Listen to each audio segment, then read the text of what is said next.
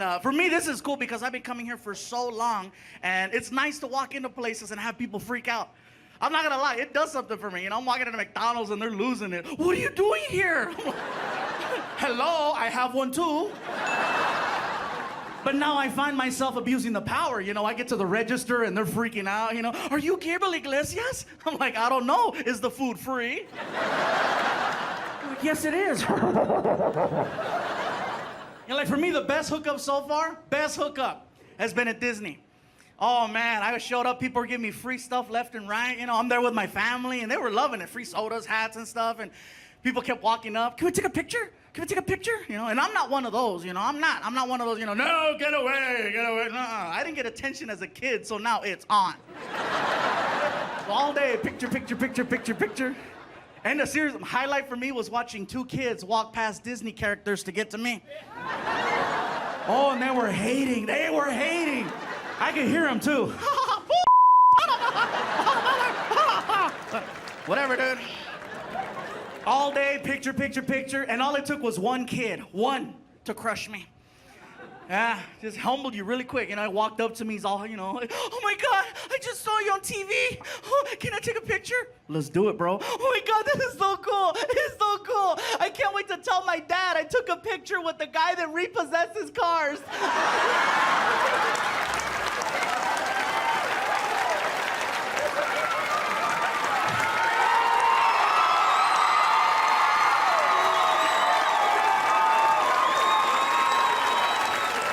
Ladies and gentlemen, from Operation Repo, the star, Mr. Lou Pizarro. Hey, what's up? Hell yeah. No, hombre, dude, you look like you've been repossessing quesadillas, bro. Seriously. All right, we gotta settle it. We were here together in one spot, all over the internet, the two lookalikes. All right, we gotta settle it. Who's fatter? Don't make me fall on you, bro. Seriously, yeah, look at that. Damn! Yeah, you and I, we can play football, huh? We won't even move, just go ahead, come on.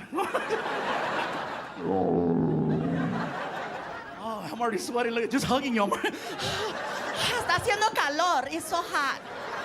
Yeah.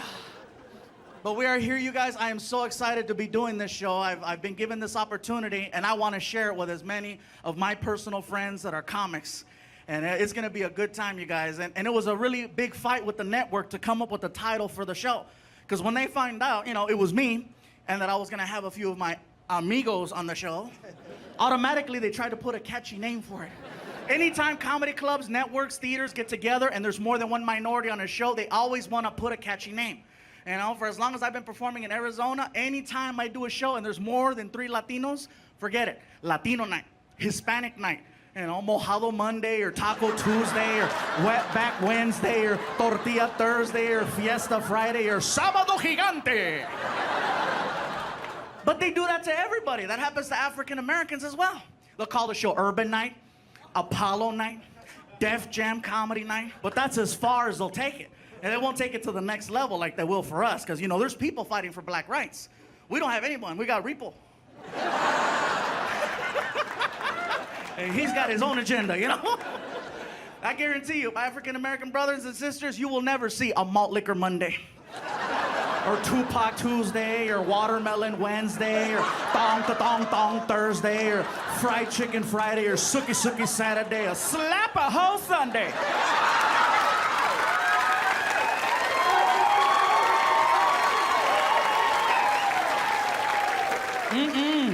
And that most definitely would never happen to rednecks. He got quiet. I'm gonna do the joke.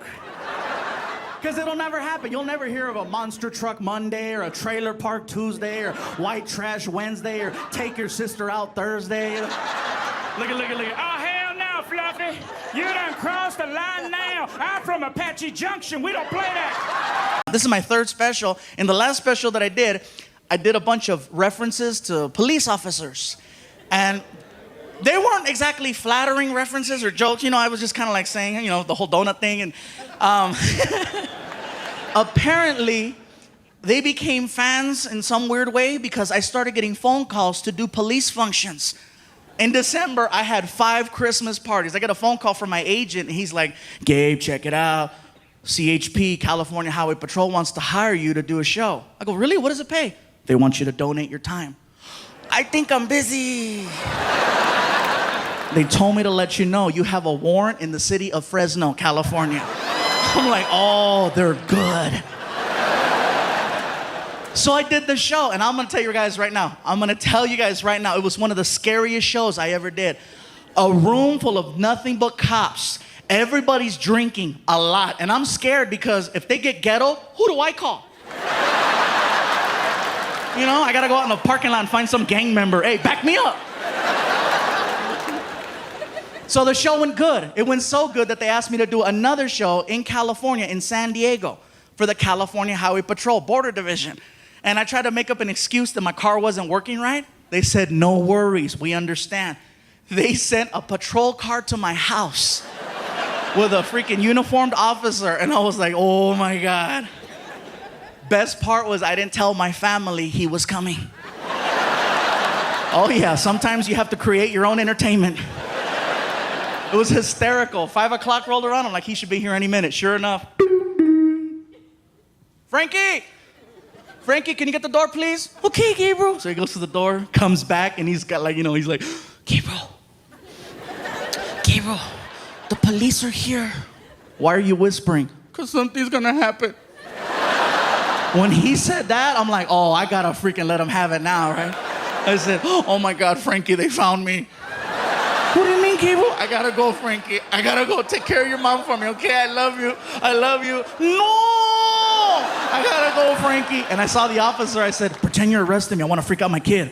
No problem. Turn around and put your hands behind your back. I can't reach. Just hold my hand. Walk me to the car. Just walk me to the car. Come on, just walk me to the car. He doesn't know the difference, dude. Just walk me to the freaking car. Come on. I get to the cop car. He throws me in the back seat, right, and slams the door. And I ask him, is it okay if I yell out the window to freak out my kid? You want to use the microphone? Yeah! Freaking. Here you go, sir. And he hands me the microphone, and I said, Frankie, this is the police. We have your father. We're coming back for you in 1 hour. Do your homework. 1 minute later, my girlfriend calls me. You're an ass!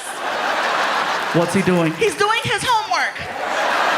That's called parenting, baby.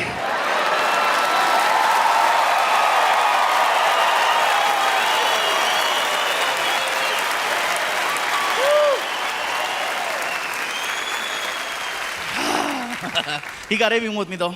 He totally got even with me. I walked in the kitchen one morning. He's sitting there, and he looks at me, and he goes, Gabriel, I have a question for you. What's a hooker? What did you say? What's a hooker? Where did you hear that? I was watching HBO, and there was a commercial for a show called Hookers at the Point. It said, this Saturday at 11:30, check out all the hookers. What's that mean? Oh, that means we're going out Saturday. What's a hooker? Let it go, dude. Tell me. You don't need to know. Tell me. Frankie, that's for adults. You said I was an adult. I said you eat like an adult. And what you do in the bathroom, you are grown up, trust me, but you don't need to know what a hooker is. He throws a fit in the kitchen. Hooker, hooker, hooker, hooker. What are you doing? Hooker. He won't stop. I don't know what to do. So I snapped. Quit it! And he stopped. And apparently his mom heard that.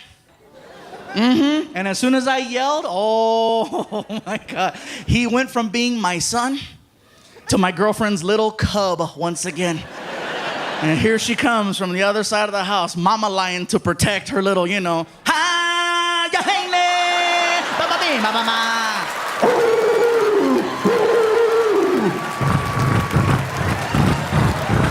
I could see her coming.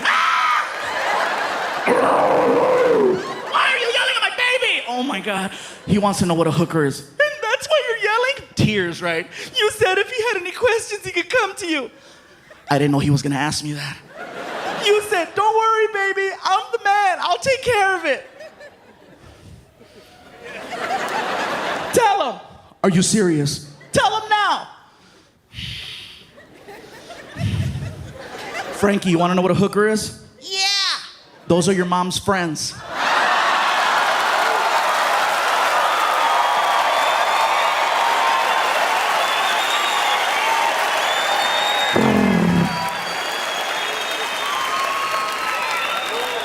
They don't like me anyway.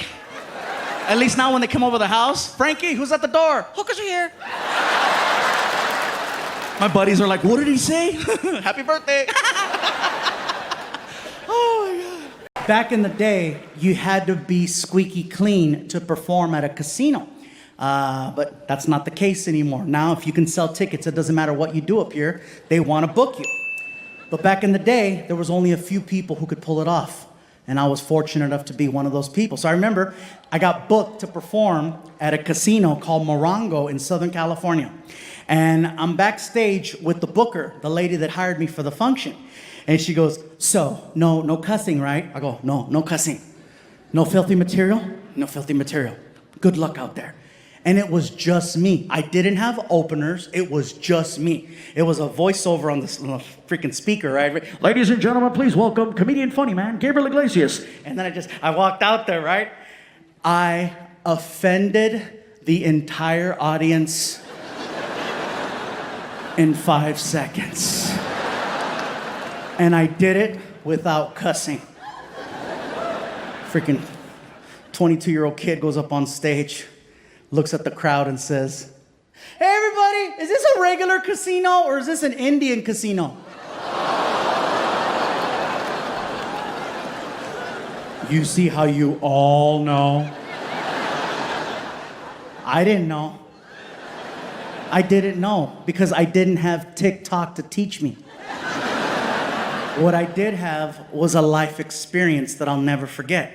As soon as I said that, the entire front row, which comprised of the tribal members from the casino, they all stood up, and one of them called me out in front of the entire audience. Hey, you don't say that anymore. The proper term is Native American. Please show respect. And I was like, oh my God, I'm so sorry.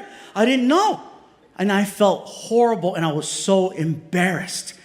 Fortunately, I had a second show at 10 o'clock. 10 o'clock hits, I take the stage. I didn't need to be told 1,000 times that I messed up. That one time of me getting shamed in front of the entire audience was all I needed. That's why I'm a firm believer in shaming. I think shaming is good. Shaming is good as long as you shame with purpose. If you're about to teach someone a valuable lesson, I say go for it because it worked for me. I got shamed one time. Second show, 10 o'clock, I took the stage. Woo, it was different. I was like, before I get started, ladies and gentlemen, I would like to take this opportunity to thank all of the Native Americans who are here tonight. Thank you for this opportunity to perform in your casino. I hope you enjoy the performance. I thought I was good. All of a sudden, another tribal member in the back jumped up and he's like, hey, drop the American, just say Native. Okay. That stayed with me. That was powerful. That was scary. Next time I did a casino, first thing I said was, I would like to acknowledge all of the natives who are here tonight. And then someone yelled out, we're indigenous. Fuck me. That's 4.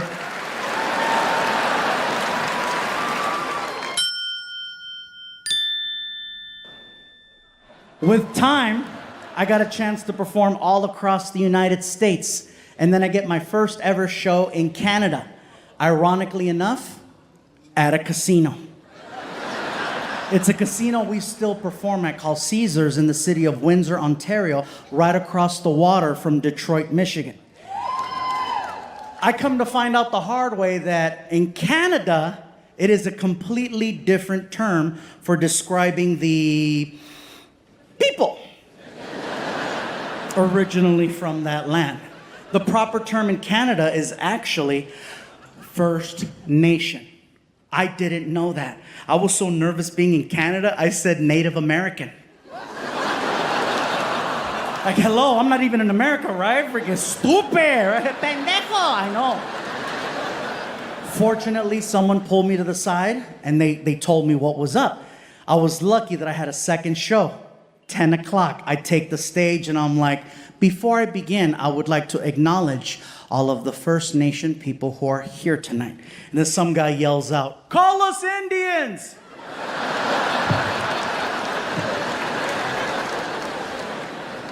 This guy in the front row was like, they're not Indian.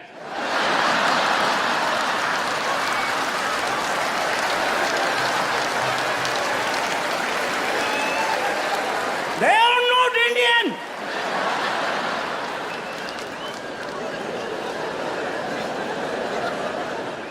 Canada's always been an adventure. There was one show that we did at the same casino.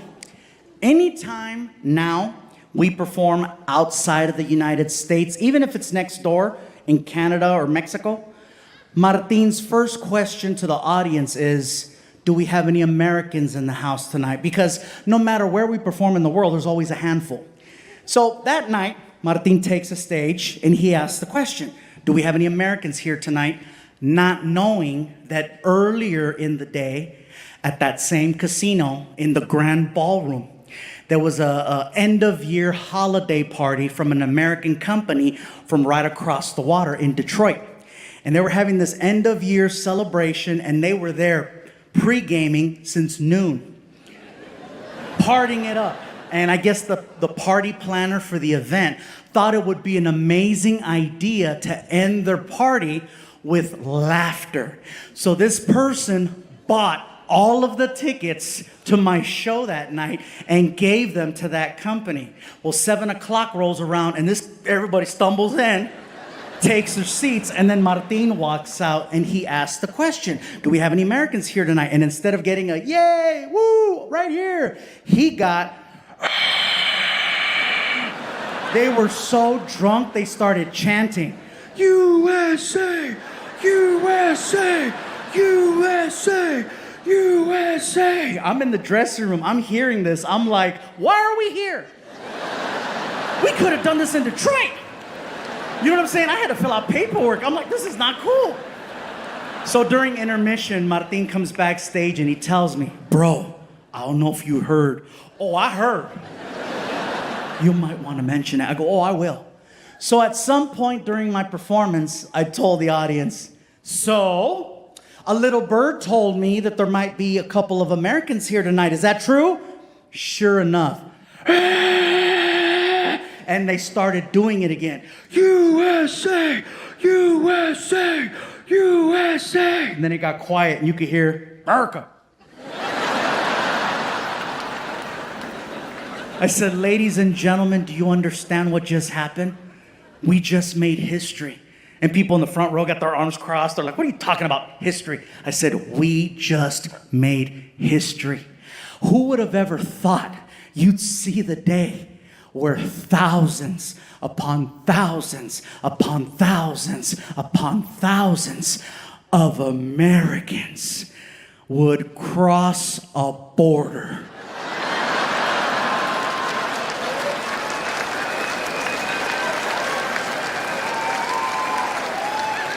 to see a Mexican. Thank you for 27 years of supporting this Mexican.